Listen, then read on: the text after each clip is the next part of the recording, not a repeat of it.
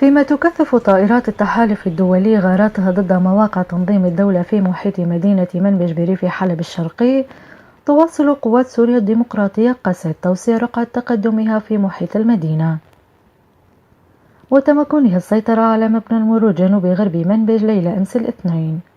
وكشفت مصادر من قسد لوكالة الأنباء الألمانية عن سيطرة قواتها على أكثر من 30% من مدينة منبج ودخولها أحياء الكرامة والحزونة وحي الحواتمة على طريق مدينة جرابلس، وسيطرتها على منطقة الهرم في المدينة بعد معارك ضارية مع مقاتلي تنظيم الدولة.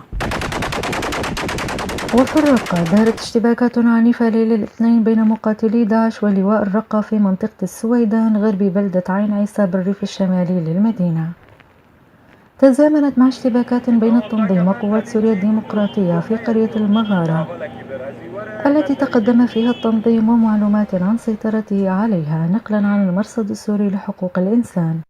فيما شن الطيران الحربي الروسي غارته الجوية على أحياء مدينة الباب بريف حلب الشرقي، فقد 8 أشخاص لحياتهم وأصيب العشرات بينهم أطفال ونساء. كما قصفت المقاتلات الروسية بطريق الخطأ مواقع لقوات النظام ومقاتلي حزب الله اللبناني في محيط بلدة الحاضر بريف حلب الجنوبي، أدى إلى سقوط قتلى وجرحى في صفوف الطرفين.